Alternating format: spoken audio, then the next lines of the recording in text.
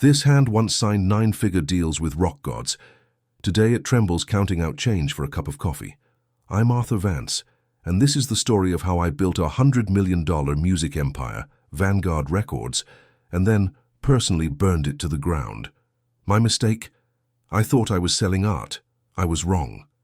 This platinum record on my wall isn't a trophy. It's a tombstone. It's all I have left of that empire, and it serves as a daily reminder that the loudest sound in the world isn't a rock anthem. It's the silence after the music stops. Before we dive into that glorious, chaotic, and ultimately catastrophic journey, if you love a good story about ambition, failure, and the hard-won lessons that come with hitting rock bottom, do me a favor and hit that subscribe button right now. And let me know in the comments where you're watching from, what city or country. It's humbling to know how far a story can travel, even when the man telling it can't afford a plane ticket anymore. My story doesn't start in a boardroom. It starts in the dusty, cramped basement of a Chicago 2-flat in 1985, surrounded by thousands of vinyl records. I wasn't a musician. God, no, I couldn't carry a tune in a bucket. But I had something else. I had the ear. I could listen to 100 garage bands and pick out the one that had that spark, that indefinable magic. To me, music wasn't just sound waves.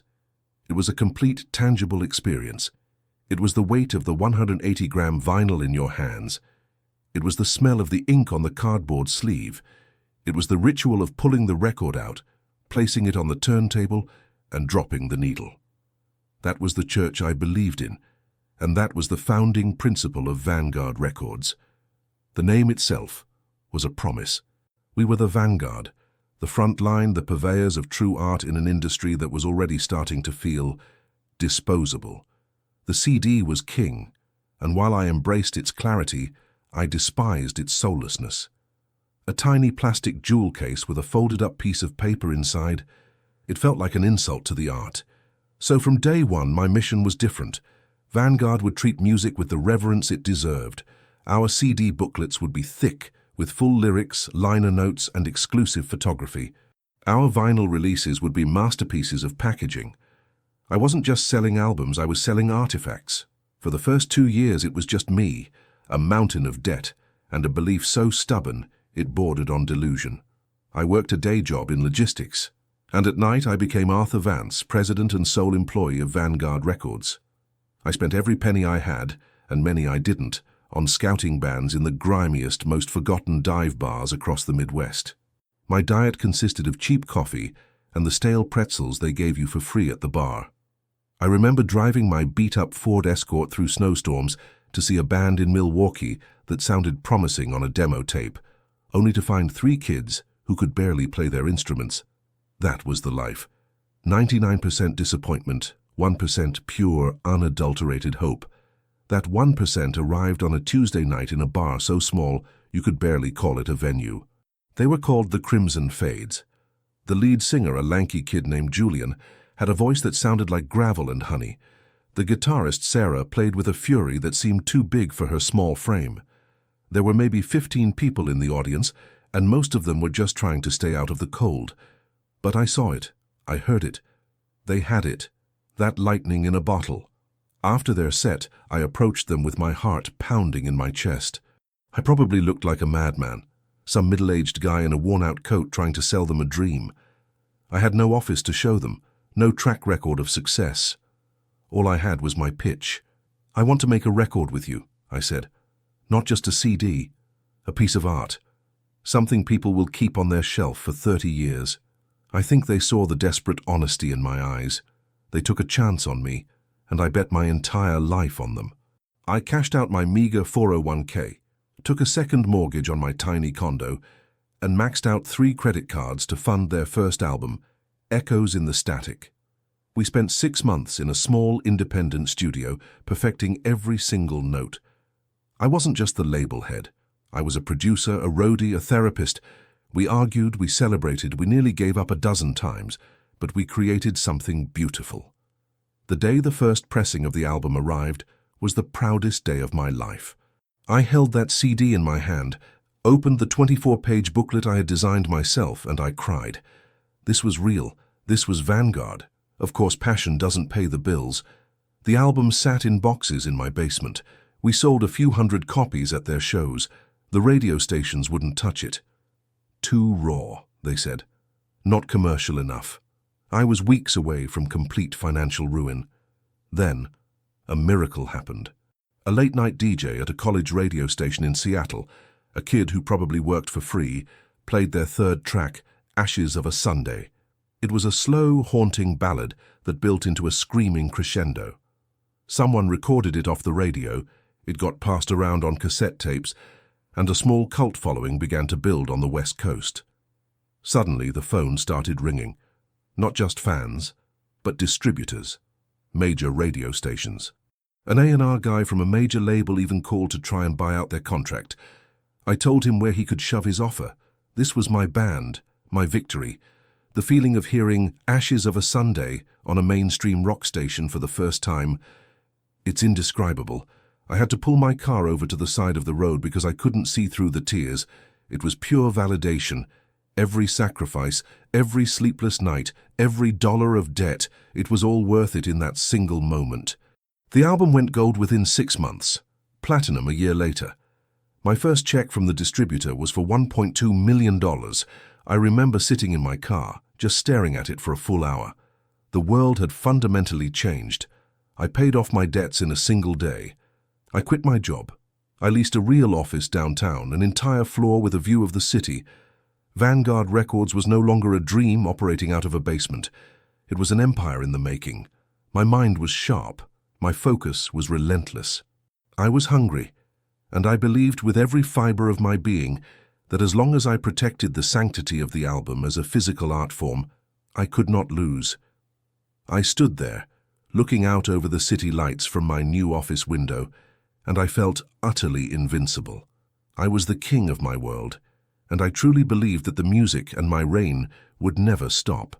The 5 years that followed the success of Echoes in the Static were less like a life and more like a highlight reel. The late 90s were the music industry's golden age, a final decadent feast before the famine, and Vanguard Records was sitting at the head of the table. We weren't just a label anymore. We were a cultural force.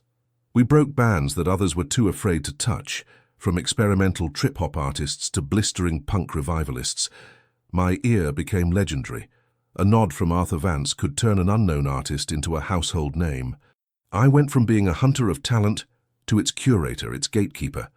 Kings need a castle, and I built mine in the Hollywood Hills. It was a sprawling monument of glass and white marble, with an infinity pool that overlooked the glittering sprawl of Los Angeles.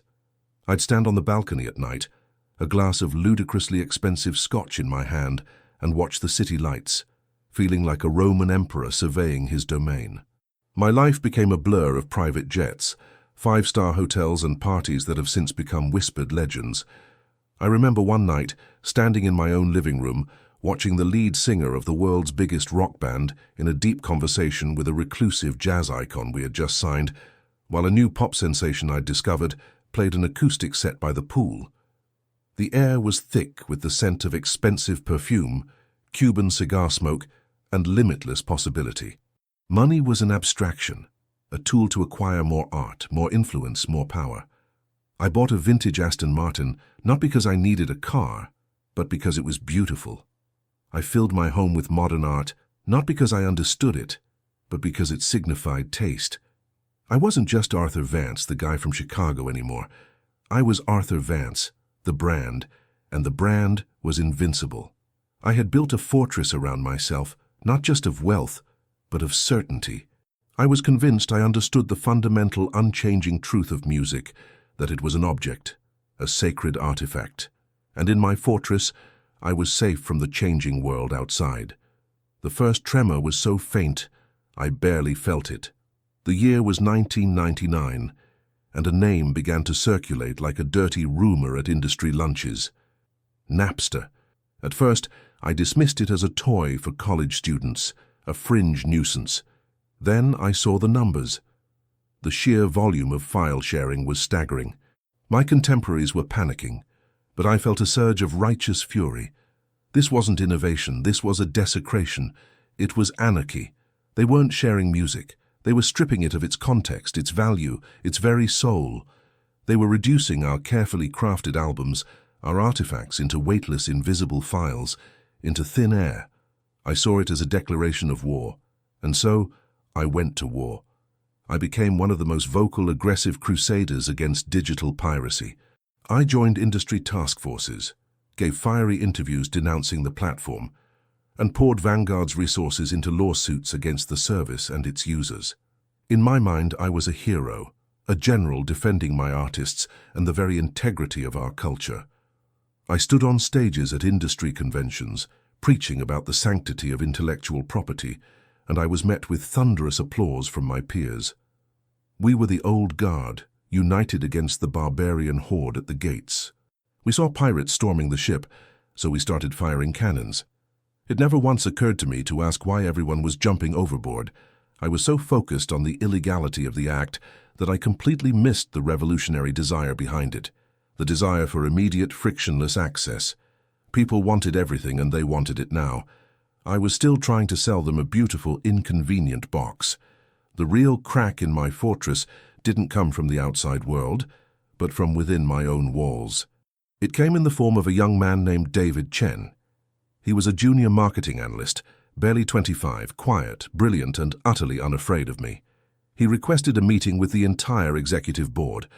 I almost cancelled it, annoyed at the presumption, but my assistant insisted he was onto something. So I sat there at the head of a long mahogany table, flanked by my veteran VPs, and watched this kid set up his laptop. He was nervous, but his voice was steady. He didn't talk about piracy or lawsuits. He talked about the future. He presented a meticulously researched proposal for a proprietary digital platform. It wasn't just a store, it was an ecosystem. He called it the Vanguard Vault. It would offer our entire catalog for digital purchase, but more than that, it would feature artist interviews, exclusive live recordings, digital liner notes, and community forums. He talked about subscription models, about building a direct-to-fan connection that bypassed traditional retail entirely. He spoke of data analytics that could predict the next hit based on listener behavior. He was painting a picture of a new world, a world where the line between the artist and the audience was blurred, where convenience was the currency, and where the community was the product. He spoke for 20 minutes, his passion filling the sterile boardroom. When he finished, there was a moment of silence. My VPs, men of my generation who had built their careers on vinyl and plastic, looked at me, waiting for their cue. I leaned back in my chair, a slow, condescending smile spreading across my face. I wanted to make an example of this kind of thinking. "David," I began, my voice dripping with paternalistic amusement, "that was a very enthusiastic presentation. But you seem to be fundamentally misunderstanding what we do here at Vanguard Records." I stood up and walked over to the wall, where a framed copy of Echoes in the Static hung. I took it down and held it up for the room to see. We make this. We create objects of beauty, things you can touch, hold, and pass down to your children. We sell experiences, not files. We sell permanence, not convenience. I placed the album on the table and slid it toward him. "What you're proposing," I continued, my voice hardening, "is that we sell air, that we take the soul of our work, shred it into bits and bytes, and fling it into the void. You want us to become a utility, like the water company." I looked at him, and then I looked around at my board. I saw them nodding, their relief palpable. I had given them the validation they needed. I turned my full attention back to David. "Son, people don't pay for air. They pay for something they can put on a shelf, something that proves they are a fan. Go back to your spreadsheets. Go back to me when you understand the difference between a product and a soul." The dismissal was absolute. The humiliation was public. I saw the passion drain from his eyes, replaced by a quiet, steely resolve. He simply nodded, packed up his laptop, and left the room. Everyone at the table laughed, relieved that the old king was still on his throne, that the world still made sense. They clapped me on the back. But looking back now, I can see that moment for what it was. It was the precise instant my empire began to die. I sat down feeling triumphant, completely oblivious to the fact that I hadn't just shut down a bad idea. In front of my entire company, with all the arrogance $100 million could buy, I had just fired my own future. The laughter in that boardroom echoed for years, but it was a hollow sound, the rattling of bones in a tomb. I had won the battle against David Chen, the young idealist, but my victory was a Pyrrhic one. 2 months after I publicly humiliated him, he resigned. I heard through the grapevine that he'd been hired by some nascent tech company in Silicon Valley. I scoffed at the news, picturing him wasting his talent in a sea of cubicles, far from the real heart of the music world. The irony is so thick now it's suffocating. That nascent tech company was one of the early pioneers in legal digital music distribution. I had essentially gift-wrapped one of my brightest minds and handed him directly to the enemy. My crusade against the digital tide became my defining characteristic in the early 2000s. When Apple launched the iTunes Music Store, the industry capitulated with a speed that I found disgraceful. Label heads who had stood beside me, decrying the evils of piracy, were now lining up to shake Steve Jobs' hand. They saw a lifeboat. I saw a gilded cage. To me, selling a song for 99 cents was a complete devaluation of the art form. An album was a cohesive statement, a journey. Selling it off piece by piece was like letting someone buy a single chapter of a novel or a single brushstroke from a painting. It was sacrilege. Of course, I was not a complete fool. I couldn't ignore the commercial reality entirely. Reluctantly, I allowed Vanguard's catalogue to be listed on iTunes, but I did so with the enthusiasm of a man signing his own death warrant. I instructed my legal team to negotiate the most restrictive contracts possible. We fought for higher prices, insisted on album-only tracks for our biggest releases, and treated the entire digital marketplace as a regrettable second-class citizen. I called these digital sales bubblegum revenue, cheap, fleeting, and ultimately unsatisfying. The real meal, the substantive art, was still the physical product. To prove my point, I doubled down on what I knew best. Vanguard's physical releases became more opulent, more extravagant than ever. We produced elaborate box sets with hardbound books, vinyl reissues pressed on multicolored wax, and deluxe CD editions with holographic covers and bonus DVDs. We were creating collector's items, fetish objects for the true believers. And for a while it worked. Our niche was the high-fidelity aficionado, the superfan who wanted more than just a file. But our niche was shrinking, while the digital ocean was rising all around us. We were a beautiful, ornate sandcastle, and the tide was coming in. As my worldview narrowed, so did my inner circle. The people who had been with me from the beginning, the ones who weren't afraid to challenge me, began to drift away or were pushed out. They were replaced by sycophants, executives who mirrored my own disdain for the digital world. Our board meetings ceased to be forums for debate and became echo chambers where my own beliefs were amplified back at me. We celebrated our declining but high-margin physical sales, ignoring the exponential growth of the digital market we were deliberately neglecting. We were patting ourselves on the back for winning a race that no one else was running. The one person who consistently refused to drink the Kool-Aid was Michael Shaw. Michael had been my chief financial officer since the Vanguard Records logo was nothing more than a sketch on a napkin. He was my opposite in every way. Cautious where I was bold, pragmatic where I was romantic. He didn't care about the texture of a vinyl sleeve. He cared about profit and loss statements. He was the anchor that kept my soaring ambitions tethered to reality. And for years that dynamic had been our greatest strength. Now it was becoming our greatest source of conflict. He started bringing charts to our meetings, cold, hard, undeniable charts. They showed our overall revenue in a steady, terrifying decline. They showed the rising costs of producing our lavish physical editions against their diminishing returns. They showed the market share we were ceding every quarter to labels that had embraced digital distribution wholeheartedly. Each chart was a dagger aimed at the heart of my philosophy. I'd counter with passion.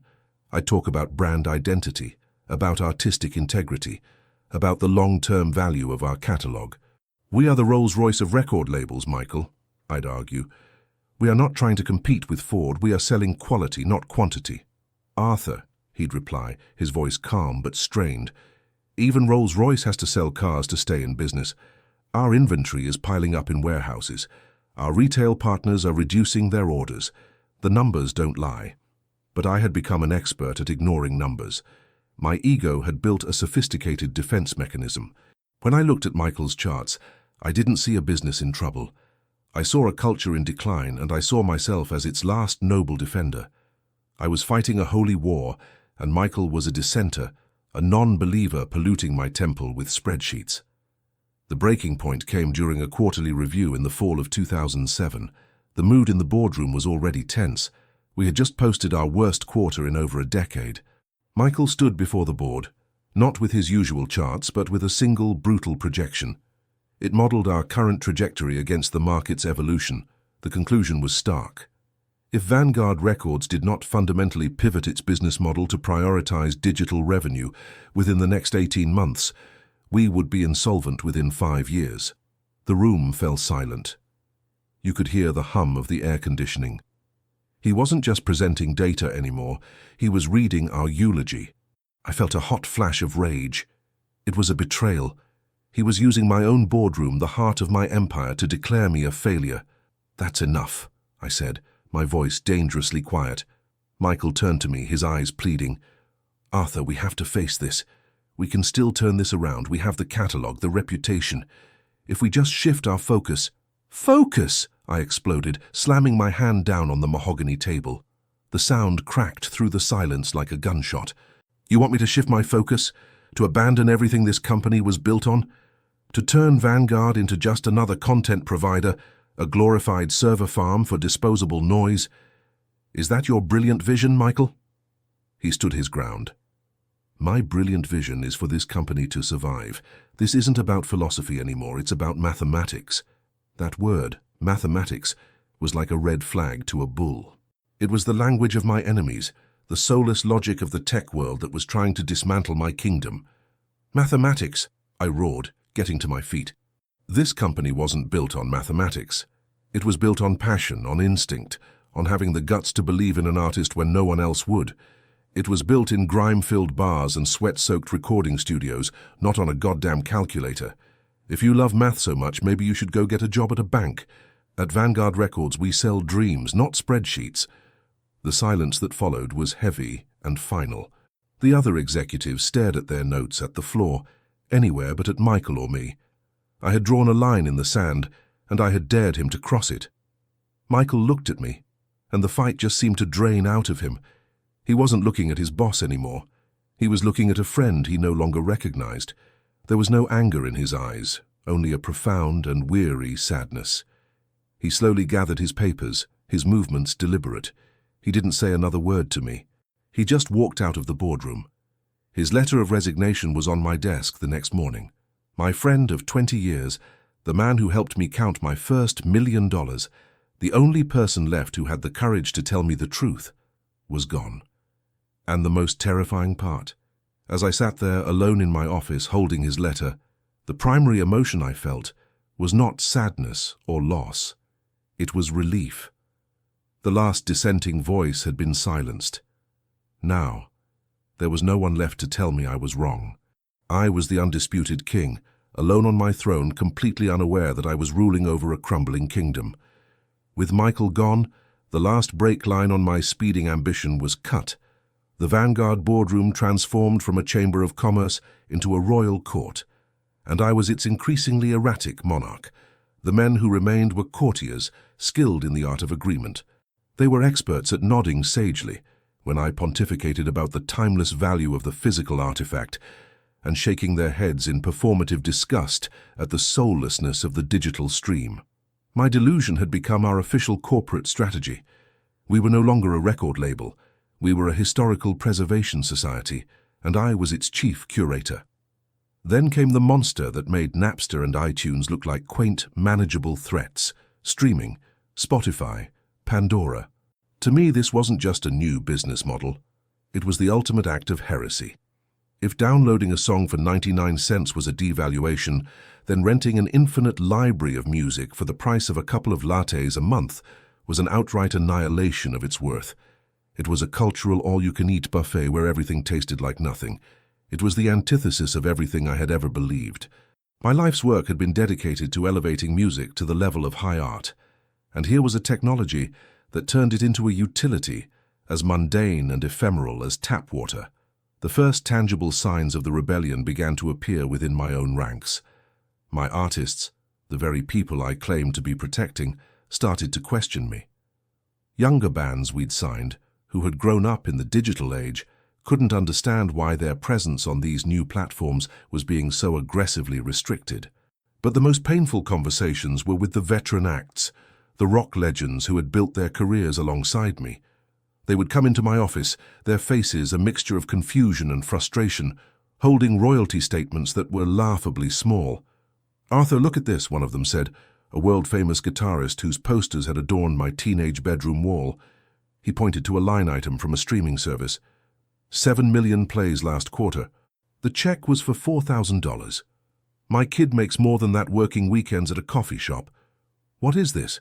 My answer was always the same paternalistic sermon. "It's a distraction," I'd explain, leaning back in my leather throne. "It's background noise. Think of it as a promotional tool, a radio that pays you pennies. The real money, the career-sustaining income, is where it has always been, in album sales and on the road. We focus on the tangible. Let the other labels chase these digital ghosts. We are building legacies." Some of them accepted this, trusting the man who had guided their careers for decades. But others grew restless. I started hearing whispers of managers advising their clients not to re-sign with Vanguard, that my purist stance was actively harming their earning potential.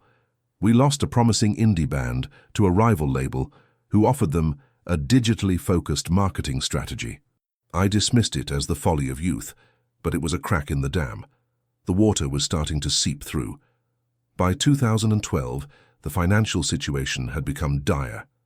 Michael's 5-year prophecy of insolvency was no longer a distant threat. It was a deadline looming on the horizon.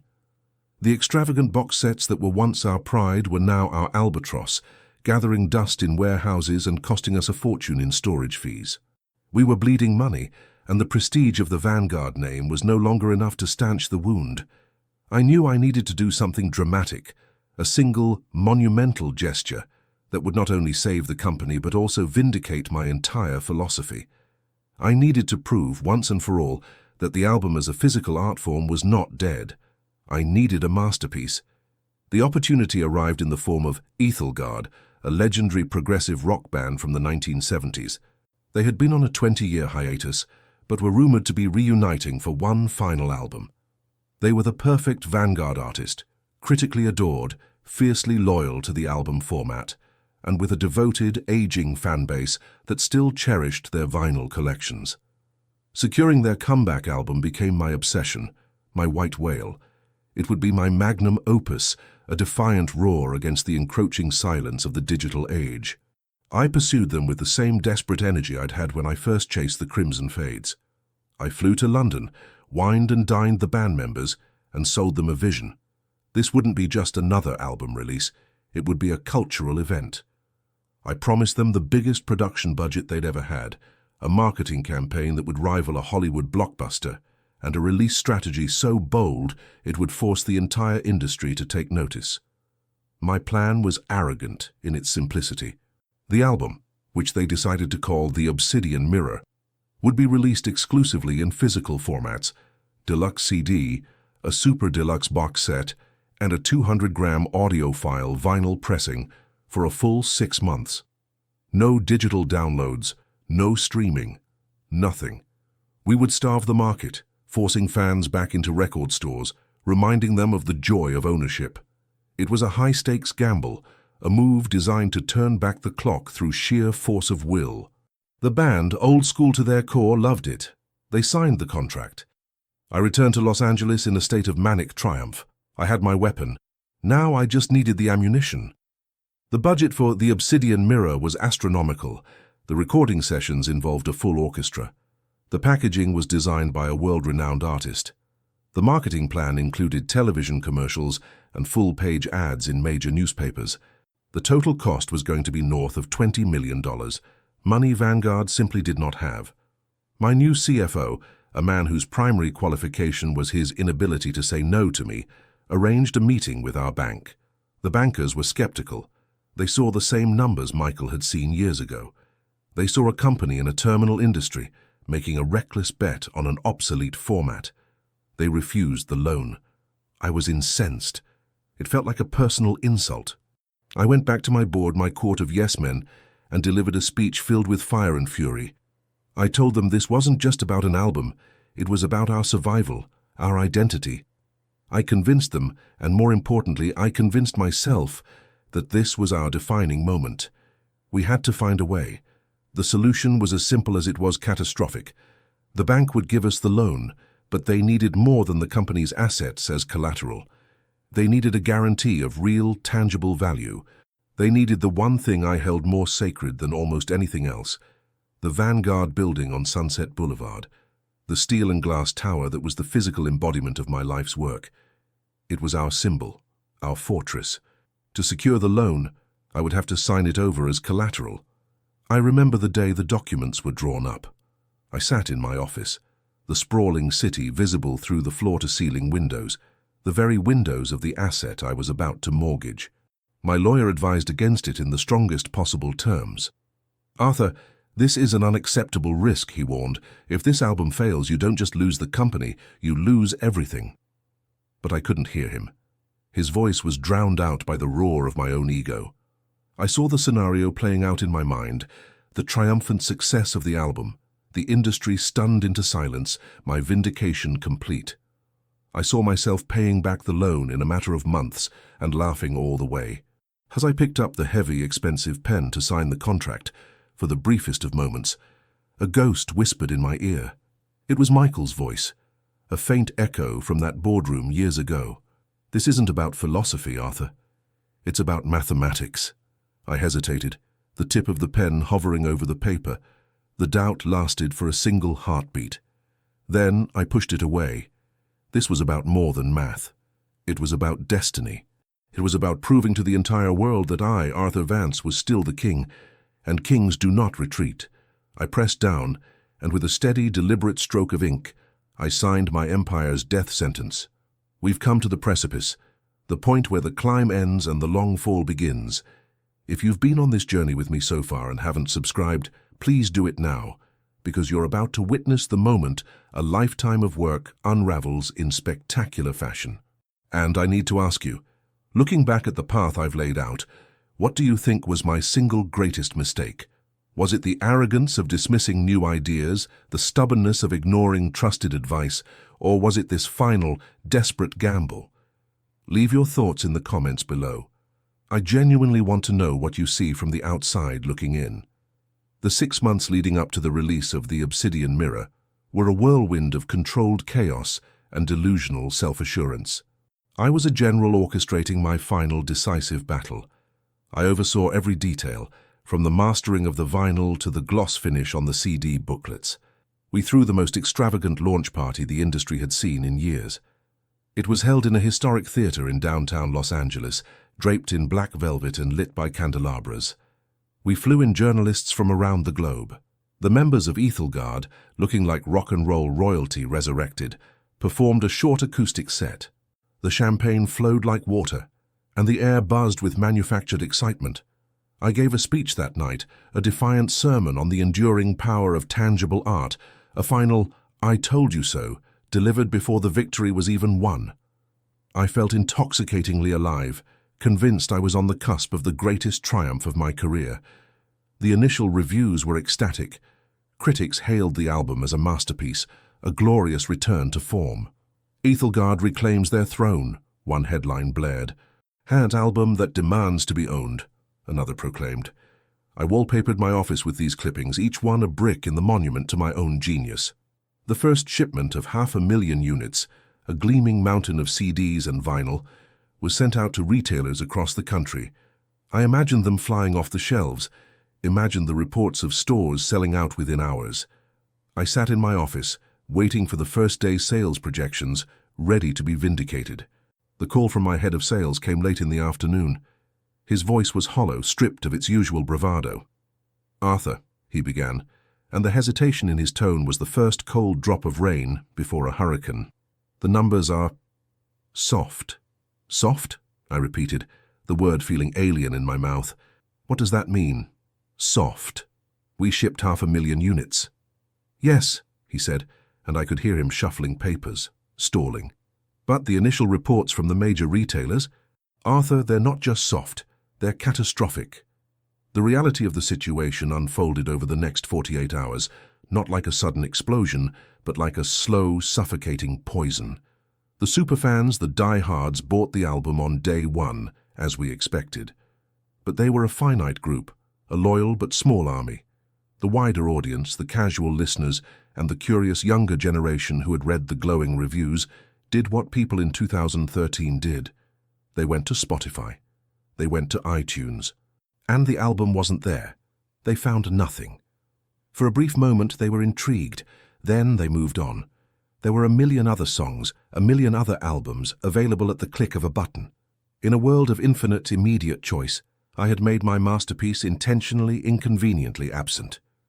The second week's sales figures were not just a decline, they were a flat line.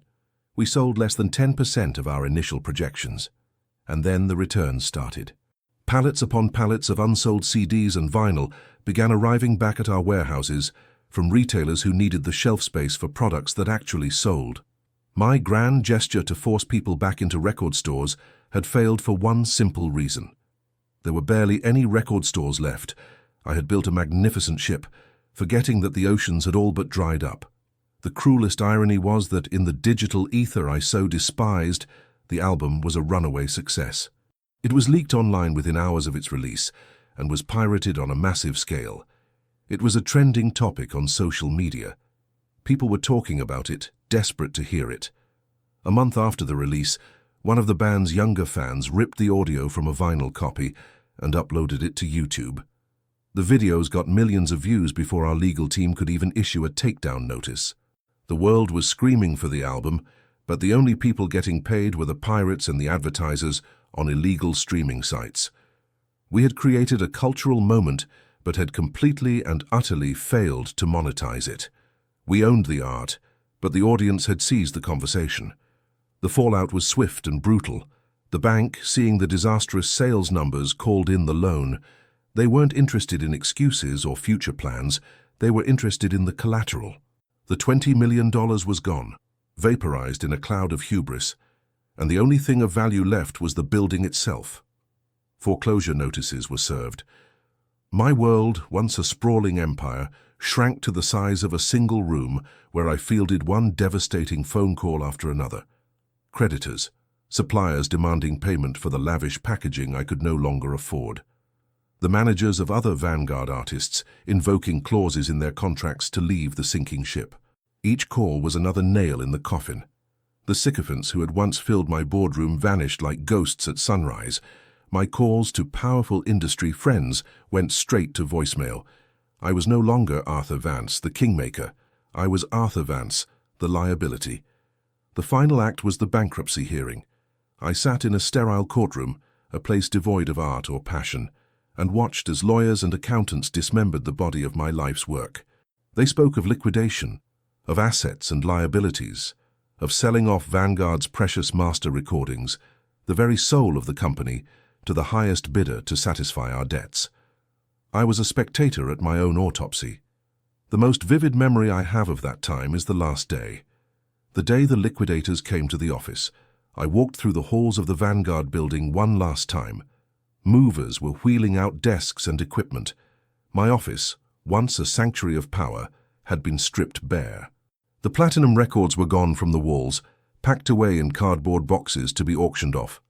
All that remained were the pale rectangular outlines on the wallpaper where they had once hung, like ghosts of past glories. I stood by the window, looking out over the city. I didn't feel rage or even sadness anymore. I just felt empty. A security guard, a man I'd probably passed 1,000 times without ever learning his name, approached me gently. "Mr.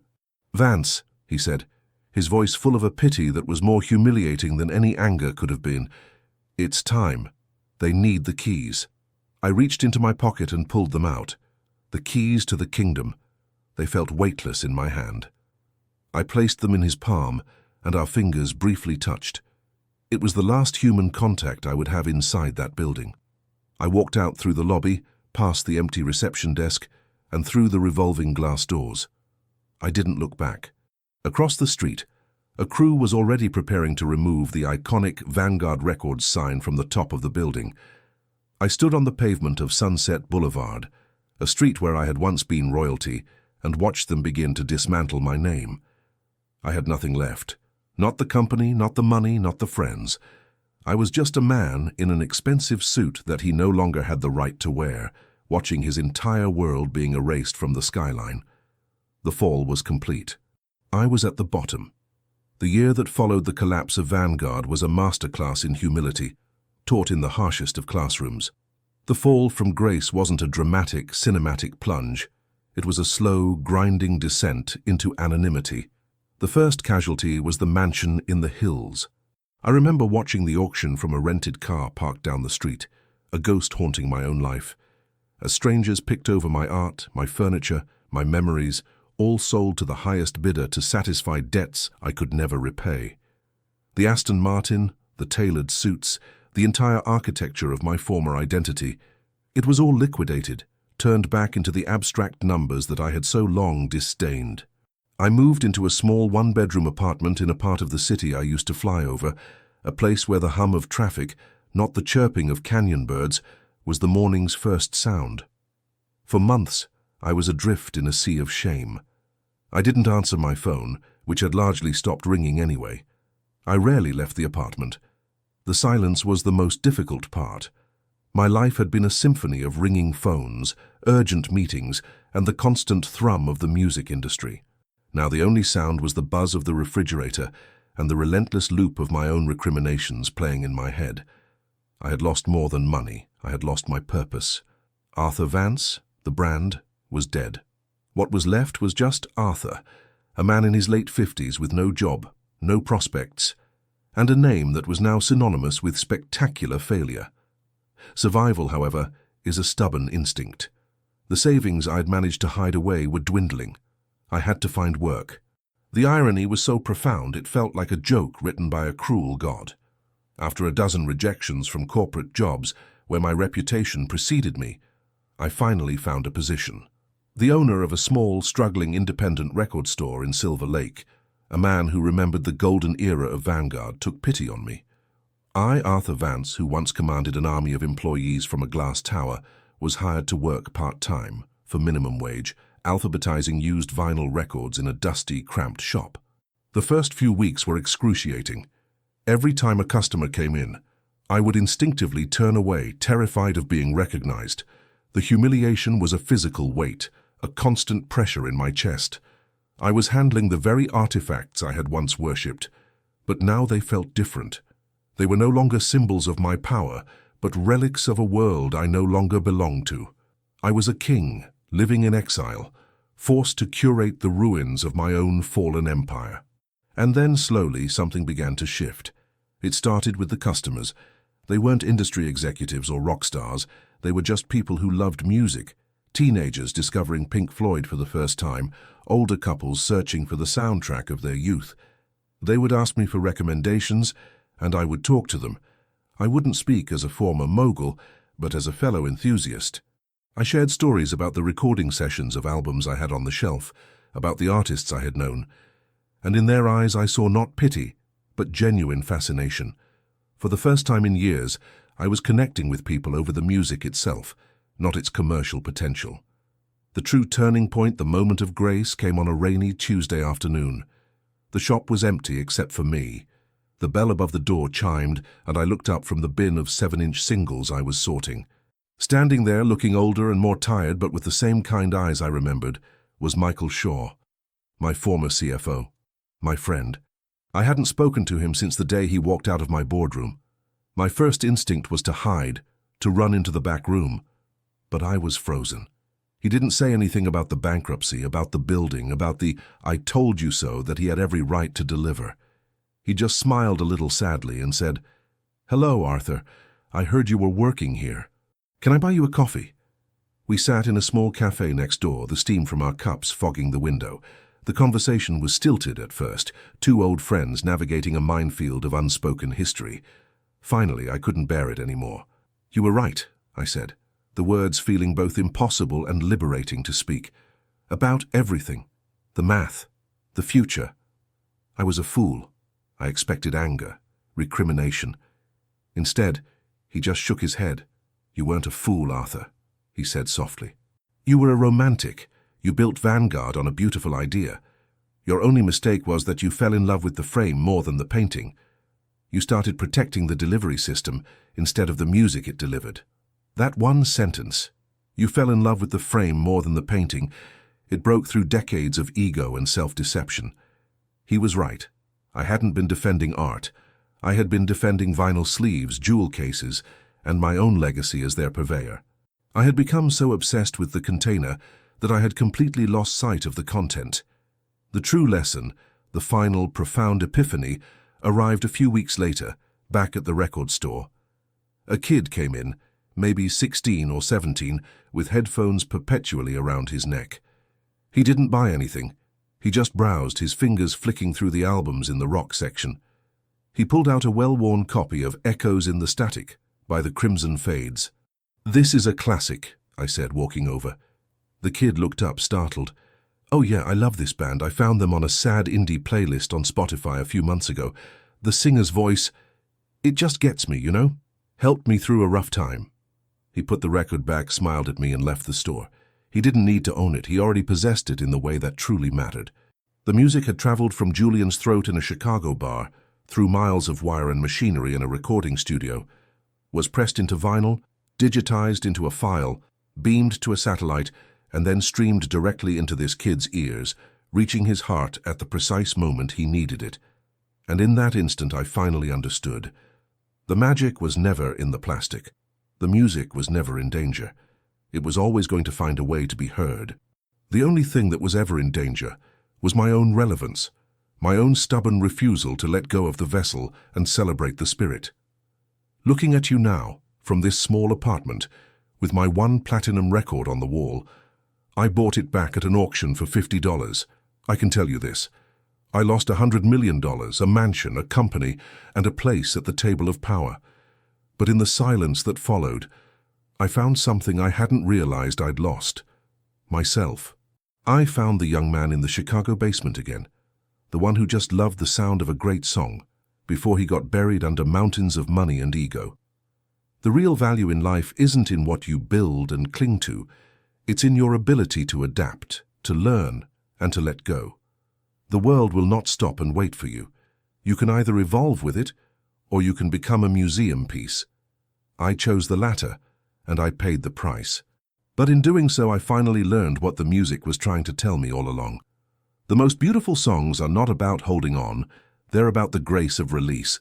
If my story has resonated with you in any way, I ask you to do one last thing for me. Share this video with someone who might need to hear this message. And in the comments, tell me the greatest lesson you've ever learned about money, your career, or just about life. Let's learn from each other's stories. Thank you for listening.